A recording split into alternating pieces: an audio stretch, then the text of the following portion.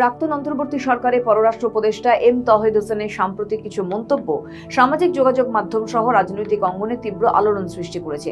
একটি বেসরকারি টেলিভিশনকে দেওয়া সাক্ষাৎকারে তিনি অন্তর্বর্তী সরকারের ভিতরের সিদ্ধান্ত গ্রহণ প্রক্রিয়া, একনায়কতন্ত্র এবং নিজের অসহায়ত্বের কথা প্রকাশ করেছেন।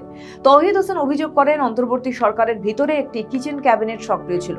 7 সদস্যের এই প্রভাবশালী গোষ্ঠীটি প্রতি মঙ্গলবার রাষ্ট্রীয় অতিথি ভবন যমুনায় বসে গুরুত্বপূর্ণ সিদ্ধান্ত নিত, যার বিষয়ে বাকি উপদেষ্টারা অন্ধকারে থাকতেন। পররাষ্ট্র উপদেষ্টা হওয়া সত্ত্বেও যুক্তরাষ্ট্রের সাথে হওয়া এক অসম বাণিজ্য চুক্তির বিষয়ে তাকে কিছুই জানানো হয়নি। মন্ত্রণালয়ে নিজের প্রভাব না থাকায় তিনি 3 বার পদত্যাগ করতে চেয়েছিলেন, কিন্তু তা সম্ভব হয়নি।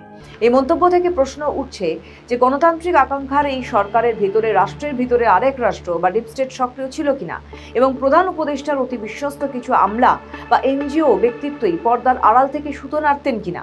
সাক্ষাৎকারে তৌহিদ হোসেন দেশের মানুষের কম স্মৃতিশক্তির কথা উল্লেখ করে বলেন, আওয়ামী লীগ রাজনীতি থেকে একেবারেই ফুরিয়ে যায়নি।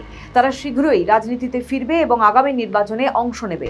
এমনকি শেখ হাসিনাকে ফেরত চেয়ে দিল্লিতে চিঠি পাঠানো হলেও তার কোনো উত্তর আসবে না, তা তিনি আগে থেকেই জানতেন। পাশাপাশি জুলাই গণ অভ্যুত্থানে বিশ্বজুড়ে সক্রিয় ডিপ স্টেটের পরোক্ষ ভূমিকা থাকার সম্ভাবনাকেও তিনি উড়িয়ে দেননি।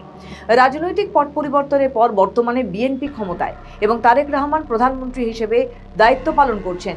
নির্বাচনের ঠিক 3 দিন আগে ডক্টর ইউনূসের নেতৃত্বাধীন সরকার যুক্তরাষ্ট্রের সাথে যে বিতর্কিত বাণিজ্য চুক্তি করেছিল তা নিয়ে দেশ জুড়ে সমালোচনা চলছে।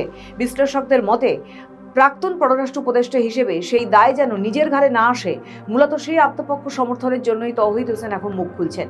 এর মাধ্যমে অন্তর্বর্তী সরকারের 1.5 বছরের শাসনকালের ভেতরে নানা অসঙ্গতি, একনায়কতান্ত্রিক আচরণের রূপ প্রকাশ পাচ্ছে, যার আরেকটি বড় উদাহরণ ছিল যোগ্য হওয়া সত্ত্বেও প্রাক্তন স্বরাষ্ট্র উপদেষ্টা ব্রিগেডিয়ার জেনারেল এম সাখাওয়াত হোসেনকে সরিয়ে দেওয়া। এম তৌহিদ হোসেনের এই বিস্ফোরক ইন্টারভিউ বাংলাদেশের তৎকালীন অন্তর্বর্তীকালীন সরকারের আভ্যন্তরীণ কূটনীতি এবং ভূ রাজনীতির কয়েকটি গুরুত্বপূর্ণ দিক উন্মোচন করে।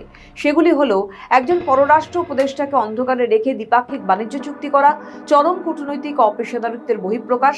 এর অর্থ হলো প্রাতিষ্ঠানিক চ্যানেল ব্যবহার না করে একটি শ্যাডো গভর্নমেন্ট বা কিচেন ক্যাবিনেটের মাধ্যমে বৈদেশিক নীতি নির্ধারিত হচ্ছিল। এটি আন্তর্জাতিক মহলে বাংলাদেশের প্রাতিষ্ঠানিক সিদ্ধান্ত গ্রহণের নির্ভরযোগ্যতাকে প্রশ্নবিদ্ধ করে।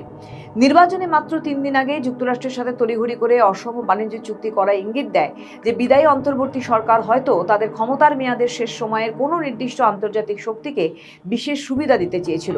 তৌহিদ হোসেনের দূরত্ব বজায় রাখার চেষ্টা প্রমাণ করে যে এই চুক্তিতে জাতীয় স্বার্থের থেকে রাজনৈতিক কৌশল বা আন্তর্জাতিক লবিং বেশি প্রাধান্য পেয়েছিল।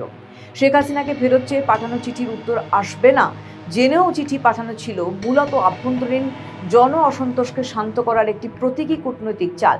তৌহিদ হোসেনের এই স্বীকারোক্তি প্রমাণ করে যে অন্তর্বর্তী সরকার ভারতের সাথে দ্বিপাক্ষিক সম্পর্কের বাস্তবতাকে বুঝেই শুধু লোক দেখানো আইনি ও কূটনৈতিক প্রক্রিয়া বজায় রেখেছিল।